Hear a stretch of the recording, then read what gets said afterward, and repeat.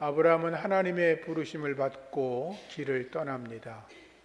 내 본토 친척 아비집을 떠나 가라 라고 하는 하나님의 명령은 아브라함에게 너무나 분명한 것이었기 때문에 그는 길을 떠납니다. 본토에서 떠났다라고 하는 건 그의 아버지, 그의 조상들이 섬기던 우상을 섬기는 습관에서 떠나라는 것이었습니다. 내 친척을 떠나라는 것은 세상의 번영과 재물을 쫓는 인간 사회에서 벗어나라는 것입니다. 그리고 인간적인 생각에서 벗어나라는 또 하나의 말씀은 아브라함이 하갈에게서 낳은 인간적으로 태어난 아이, 그 아이가 아니라 하나님이 택하신 아이 이삭을 통해서 구원의 역사를 쓰겠다라고 하는 그 말씀을 따라 하갈과 이스마엘도 떠나는 그런 결단을 하게 되었습니다. 하나님을 바라보던 아브라함은 믿음의 조상이 될 수가 있었죠. 오늘은 하나님께서 말씀하신 것 중에 아브라함의 믿음 중에 예배하는 것에 대해서 말씀을 나누려고 합니다. 아브라함은 하나님께서 복의 근원이 되게 하겠다. 너와 네 자손에게 땅도 주고 내 후손들이 하늘의 별같이 땅의 모래같이 많아질 것이라고 하는 하나님의 음성을 듣고 설레고 흥분된 마음으로 약속의 땅 가나안에 도착했습니다. 가나안 땅에 도착하고 나서 아브라함은 아마도 이거 뭐 잘못된 것 같네, 내가 하나님의 음성을 잘못 들었나? 이건 아니야 라는 생각을 했을 겁니다. 왜냐하면 그가 살고 있던 갈대아 우르와 잠시 머물렀던 하란은 약속의 땅보다 훨씬 더 살기 좋은 환경을 가지고 있었기 때문이었습니다. 갈대아 우르는 유브라테스 티크리스 강의 하류 쪽에 있는 바벨론 제국이 건설되어진 곳이었습니다. 지구라트라고 하는 거대한 신전이 있었고 정치, 경제, 문화, 산업, 종교의 중심지였습니다. 하란이라고 하는 곳도 그것은 교통의 번화한 길목이라는 뜻이 있어서 장사꾼으로 언제나 가득했고 사람들 살기에 편리하고 아주 최적한 곳이었습니다. 그것은 티크리스 유프라테스 강의 상류 쪽이어서 농사를 짓거나 가축을 기르는 데 좋은 조건의 땅이었습니다. 그래서 역사를 보면 히타이트 제국과 아시리아 제국이 우르와 하란 땅을 놓고 늘 전쟁을 벌입니다. 페르시아와 헬라가 전쟁을 벌였습니다. 로마와 페르시아 제국이 그 땅을 자기들이 차지하려고 패권 전쟁을 하던 곳이 그 좋은 땅이었습니다. 근데 그곳에서 약속의 땅으로 내려왔던 아브라함은 아니 하나님이 약속한 것이라면 내가 살던 것보다 더 좋아야 되는 거 아니야? 이런 생각을 하지 않았겠어요? 우리들도 그렇죠. 그런데 그때 아브라함이 망설이고 있을 때 하나님은 나타나셔서 아브라함아, 내가 이 땅을 너와 네 자손에게 주겠다고 다시 한번 분명하게 말씀을 하셨고, 그때 아브라함은 하나님 앞에 예배합니다. 성경에 보면 개역 성경에 여호와를 위하여 단을 쌓았다라고 되어 있고, 또 그곳에서 동편으로 옮겨 베델에 이르러서도 그곳에서도 여호와를 위하여 예배를 드렸다라고 성경은 기록하고 있습니다. 하나님을 위하여 예배하는 것 매우 중요합니다. 다시 말씀드리면 아브라함이 도착한 그 땅은 비어있는 땅이 아니었습니다. 가나안 족속이 이미 거주하고 있었습니다. 그들이 섬기는 우상으로 그 땅은 가득했습니다. 아브라함이 그러지 않았겠습니까? 하나님, 여기 지금 저는 혼자인데요. 여긴 가나안 부족이 가득 살고 있어요. 어떻게 이 땅을 제가 차지하란 말입니까? 하나님, 저들이 우상을 섬기면서 저렇게 강한 힘을 가지고 있는데 힘이 약한 제가 무엇을 취할 수 있단 말입니까? 아니, 하나님, 언제 이 땅이 저의 땅이 되겠습니까? 왜 저를 이런 곳에 보내셨습니까? 그런 생각을 틀림없이 했을 것입니다. 그렇지 않습니까? 아브라함은 오히려 이방인이었기 때문에 가나안 사람들에게 자칫 잘못하면 목숨도 뺏길 수 있습니다. 그의 아내 사라도 빼앗기기를 2번이나 뺏기지 않았습니까? 그들의 눈치를 봐야만 됐고, 생명을 보존하고 재산을 지키려면 그들에게 어떻게 보면 잘 보여야 겨우 견딜 수 있는 것이었는데, 그 불안해하는 아브라함에게 하나님께서 걱정하지 마라, 두려워하지 마라, 이 땅을 너와 네 자손에게 주겠다고 너무나 분명하게 말씀을 하셨고, 아브라함은 하나님의 말씀에 힘과 용기를 얻고 자기를 위해서가 아니라 하나님을 위해서 예배했다라고 성경은 기록하고 있습니다. 여러분, 하나님을 위해서 예배할 수 있기를 축복하고, 예배를 통해서 하나님이 주시는 힘과 능력을 경험할 수 있기를 축복합니다. 예배라고 하는 것은 본래 나를 위해서 하는 게 아니죠. 우리가 우상을 섬기거나 또는 절간에 가서 하는 행위나 이런 건 일반적으로 자기를 위해서 하는 거 아닙니까? 우리가 하나님을 위해서 하는 행위는 어떻게 생각하면 어떤 이들은 나를 위해서 예배드린다. 물론 틀린 말은 아니지만 정확하게 하면 하나님을 위해서 드려지는 예배가 참된 예배라고 하는 것입니다. 하나님의 은혜에 감사해서 드리는 것이고, 오직 하나님께만 영광을 올려 드리는 것이고, 그럴 때 하나님은 우리의 삶에 평강과 형통의 길을 더하시는 줄로 믿습니다. 사사기 17장에 보면 하나님을 위해서가 아니라 자기를 위해서 예배하던 자들이 있었습니다. 에브라임 산지에 미가라는 자가 있었는데, 그가 어느 날 어머니의 금고에서 은 1,100개를 훔칩니다. 어머니는 아들이 도둑질하는 것을 모르고 막 누가 훔쳐갔는지 도둑질해 간 놈을 향하여 막 저주합니다. 그 저주가 얼마나 무서웠던지 아들 미가가 그 말을 듣고 겁이 나서 어머니한테 이실직고합니다. 엄마, 사실은 내가 도둑질했어. 여기 은 1,100개 갖다 놓게. 근데 어머니가 도둑질한 아들을 책망하거나 가르치는 게 아니라 오히려 축복합니다. 내 아들아, 내가 여호와께 복받기를 원한다. 이렇게 축복합니다. 그리고 나서 아들에게 이렇게 말합니다. 내가 이 은덩어리를 하나님께 바칠 텐데 너를 위해서, 아들을 위해서 신상을 만들겠다라고 그럽니다. 아니, 하나님께 바치면 그만이지 뭘 아들을 위해서 신상을 만듭니까? 하나님은 말씀했잖아요. 나 외에 어떤 신도 섬기지 마라. 너를 위해서 우상을 새겨 만들지 마라 그랬잖아요.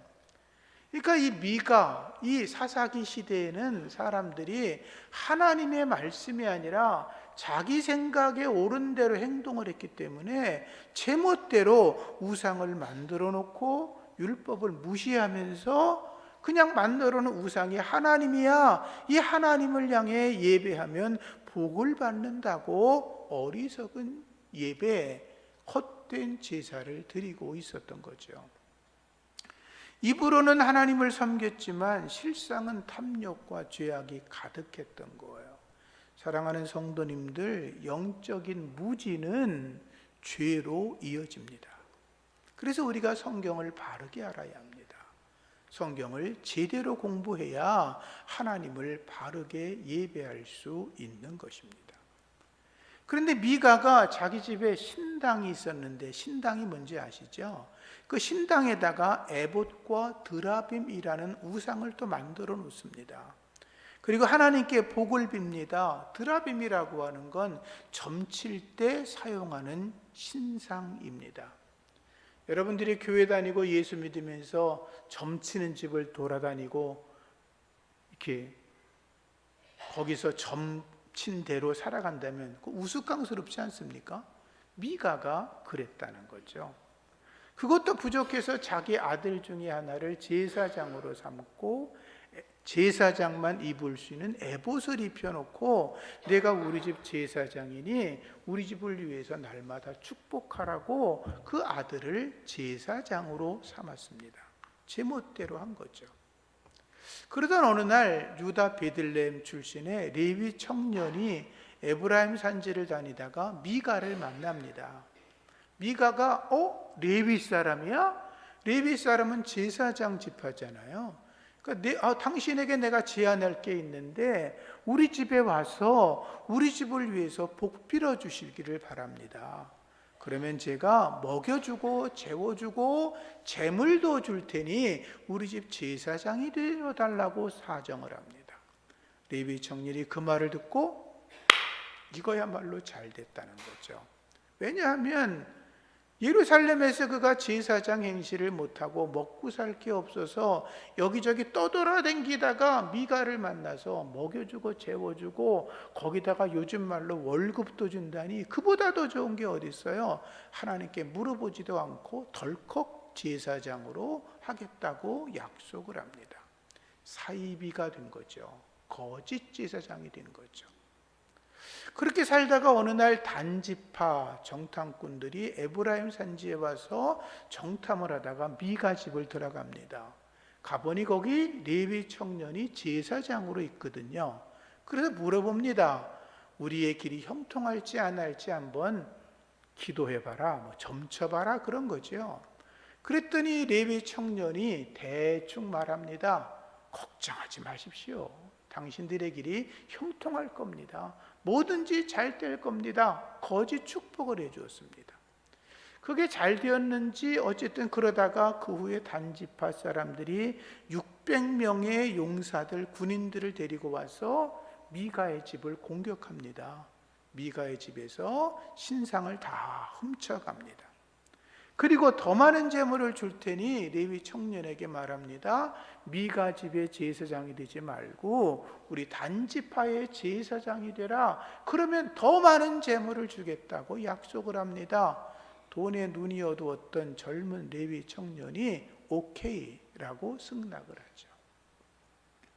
단지파는 미가에게서 뺏어온 에봇과 드라빔 우상을 하나님처럼 섬겼습니다. 우상을 앞에 놓고 하나님에게 복을 빌었다는 것입니다. 이렇게 이해하면 좋지요. 불상을 만들어 놓고 하나님에게 기도했다는 거예요. 축복을 달라고. 말이 안 되죠.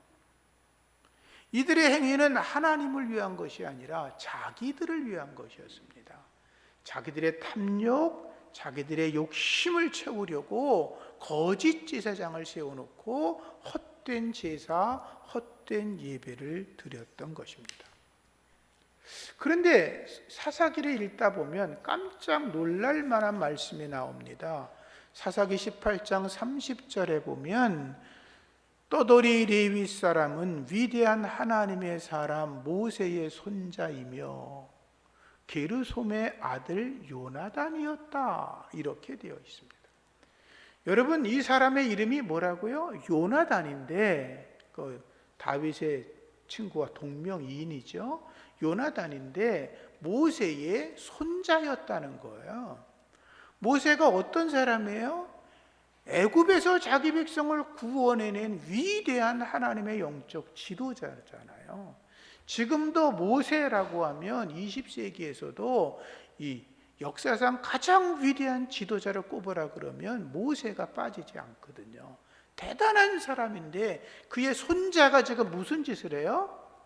거짓 제사장이 돼서 단지파에 가서 헛된 짓을 하고 있었다는 거 아니에요.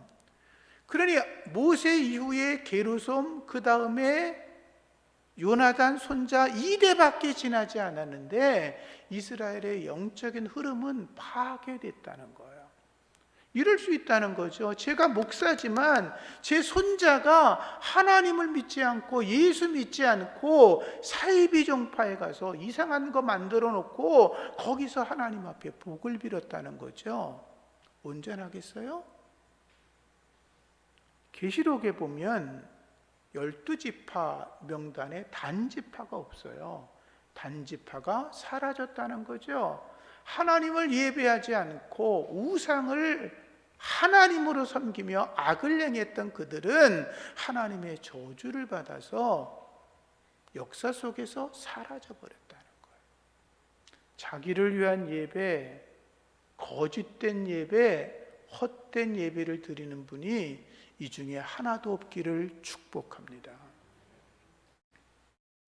우리는 오직 하나님이 영광 받는 예배를 드려야 합니다. 신령과 진정으로 예배해야 합니다. 마음을 다해 하나님을 높여드려야 합니다. 그 예배를 하나님이 받으시고 우리에게 복의 복을 더하시고 우리의 길을 형통케 하시는 줄 믿습니다. 아브라함이 가나안 땅에 들어가 제일 먼저 한 것이 예배였습니다.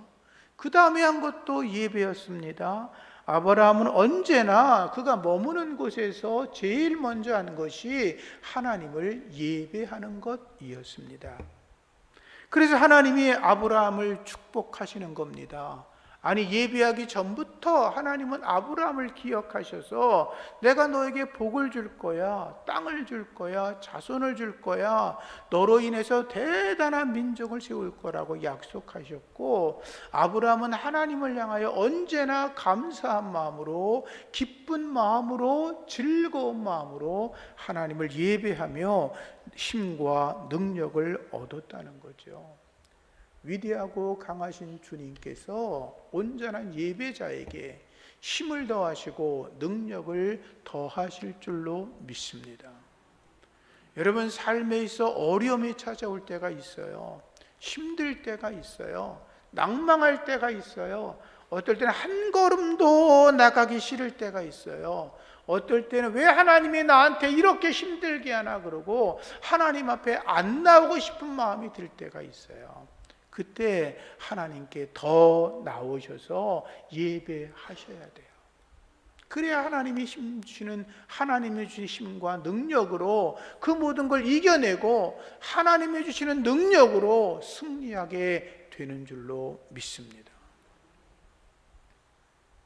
하나님을 사랑하는 자, 곧 그 뜻대로 부르심을 입은 자들에게는 모든 것이 합력하여 선을 이룬다고 했잖아요. 이 말씀 믿으시고 주님 앞에 나와 예배를 더 열심히 하시기를 축복합니다. 아브라함은 하나님을 뜨겁게 사랑했어요. 아브라함의 머릿속에는 하나님의 생각으로 가득했어요. 아브라함의 가슴에는 하나님으로 충만했어요. 그는 하나님을 잠시도 떠날 수가 없었어요. 왜? 하나님이 그에게 주시는 능력이 언제나 함께했기 때문이죠. 이용규 선교사님이 쓴 내려놓음이라는 책이 있죠. 꽤 오래전에 나온 책이에요. 그 책에 보면 몽골에서 이제 선교할 때 벌러르라고 하는 자매가 예배 시간이 다 됐는데 온몸에 땀이 흠뻑 젖어가지고 들어왔어요. 영문을 물어보니까 그 벌러르라고 하는 아이가 소를 이렇게 키우고 있다가 소를 잃어버렸는데 소를 찾으려고 동분서주하며 막 돌아다닌 거예요.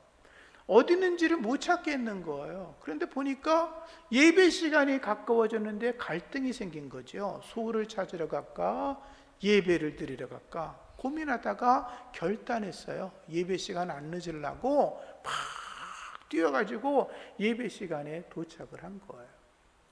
선교사님이 그 말을 듣고 나니까 이게 조금 걱정이 되는 거예요. 그래서 하나님께 이렇게 기도를 했대요.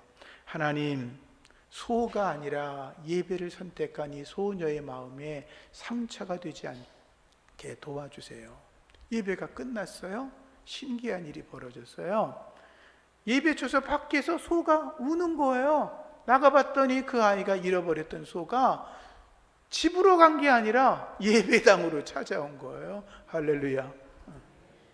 물론 모든 경우가 다 그런 건 아니겠지만 하나님 앞에 예배를 사모했던 그 아이에게 하나님은 예배도 드리게 하시고 잃어버린 소도 찾게 하신 거죠.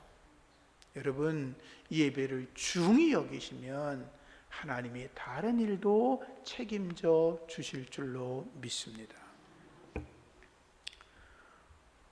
말라기서를 읽다 보면 하나님께서 헛된 제사를 드리지 마라 이렇게 말씀합니다. 얼마나 심하게 말씀하시냐면 이렇게 말씀합니다.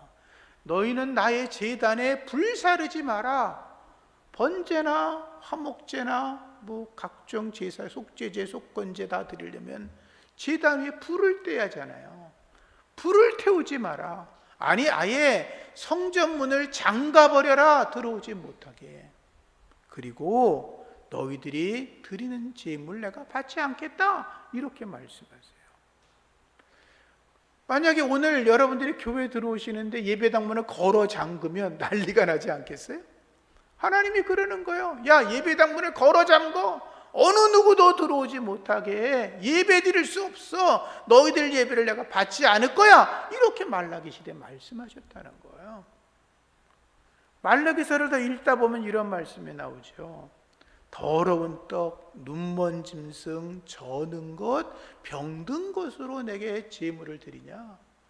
만약에 너희들이 더러운 떡, 눈먼 짐승, 다리 저는 짐승들, 병든 것들을 만약에 너희들이 총독에다 갖다가 예물로 드리면 총독이 가만히 있겠냐? 너희 모가지가 100켈에도 남지 않겠지? 어디 감히 하나님 앞에 그런 행위를 하냐? 이게 하나님 말씀이에요. 우리가 하나님 앞에 나와 예배할 때 온전하게 하지 않고 세상에 있는 웃사람에게 하는 것보다도 못한 마음으로 하나님을 예배한다면 그건 하나님께서 기뻐하지 않는다는 거잖아요. 예배는 하나님을 만나러 나오는 거예요. 오늘 예배하면서 하나님 만나시기를 축복합니다. 아브라함은 예배를 통해 하나님을 만납니다. 하나님의 말씀을 듣습니다. 하나님 제일로 섬기고 하나님 중심으로 살아갑니다. 그래서 성경에 보면 하나님은 아브라함을 나의 친구라 부르십니다. 하나님은 성경에 보면 아브라함을 열국의 아버지라 라고 칭호를 붙여줍니다. 아브라함의 하나님이라고 하는 이름이 붙습니다. 그리고 하나님은 아브라함을 아껴주셨고 그에게 언제나 사랑의 은혜를 베풀어 주십니다. 예배를 통해서 하나님을 경험하시기를 축복합니다. 하나님이 나를 사랑하시는 그 은혜를 경험하시고 내가 하나님을 위해서 최선을 다해 살아가겠다고 하는 거룩한 믿음의 고백이 있어지기를 소원합니다. 예배는 영과 진리로 드리는 것입니다. 요즘 여러분들 연세 드신 분은 어떨지 모르지만 젊은 분들은 연극이나 영화 이런 거 가끔 보러 가시죠. 근데 연극 보러 가거나 영화를 보러 가면 안내가 나옵니다. 휴대폰은 꺼주세요. 이런 거. 연극에 가게 되면 10분 전에 입장을 해주세요. 아이들을 특별히 잘 돌봐주세요. 이런저런 멘트가 나옵니다.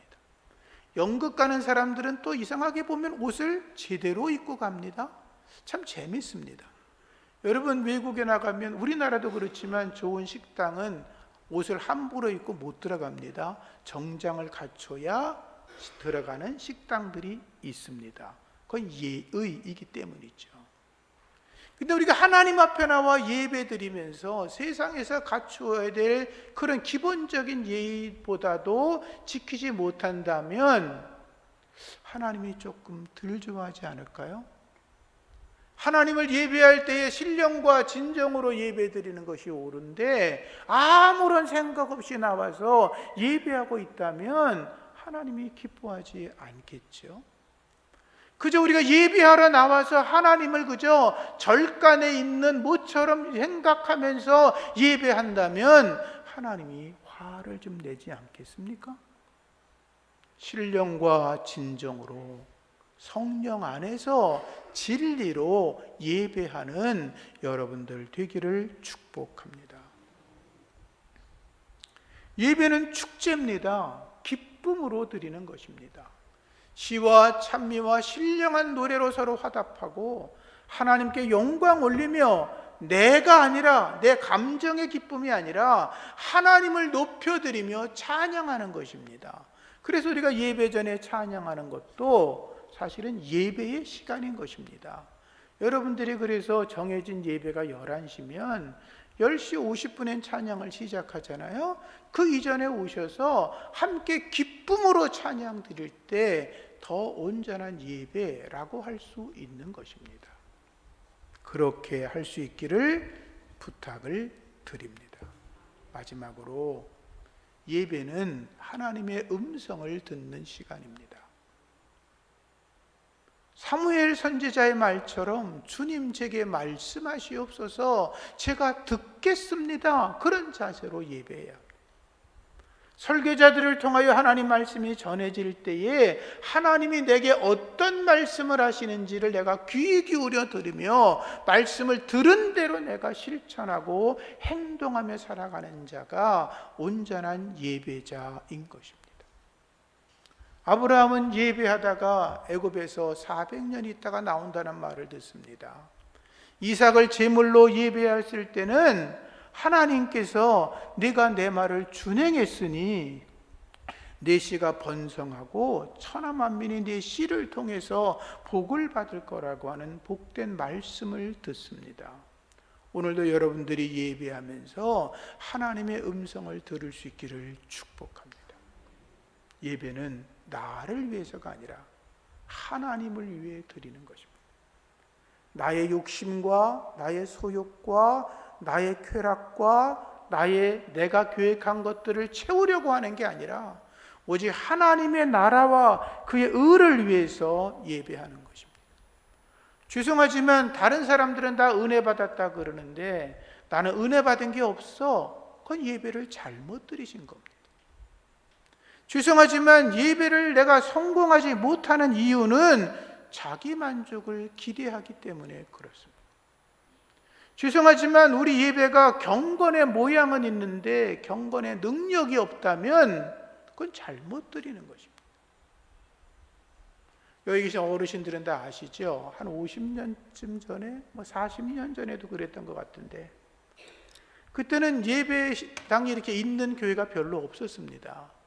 그때는 웬만한 데는 천막 쳐놓고 바닥에 가마떼기 깔아놓고 사과개짝 하나 세워놓고 예배 드렸습니다. 반주하는 사람 없는 곳도 있었고 예배 전에 찬양하는 거 이런 거 없었습니다. 그냥 박수치고 장구치고 북치고 노래하며 찬양하고 예배했죠. 근데 하나님은 그 예배도 받으셨습니다.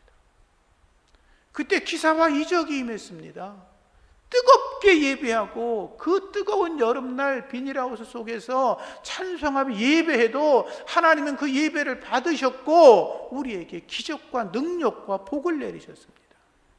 근데 지금 우리가 그때 비하면 얼마나 좋은 시설을 가지고 있습니까? 얼마나 좋은 마이크, 영상, 찬양대원들 준비한 게 얼마나 많습니까? 그런데 마저 지금 하는 우리 예배를 하나님이 받지 않는다 그러면 누구에게 문제가 있는 거예요? 우리에게 문제가 있잖아요. 신령과 진정으로 성령 안에서 예배하셔서 여러분의 예배를 하나님이 받으시고 하나님의 은혜와 평강과 축복과 기적을 경험할 수 있기를 예수 이름으로 축복합니다. 기도합니다. 살아계신 아버지 하나님, 우리 예배가 나를 위한 예배가 아니라 하나님을 위한 예배, 나의 쾌락과 나의 욕구를 채우는 예배가 아니라 신령과 진정으로 드리는 예배, 하나님을 만나 하나님의 음성을 듣는 거룩한 예배가 되게 하여 주옵소서. 예수님 이름으로 기도합니다. 아멘.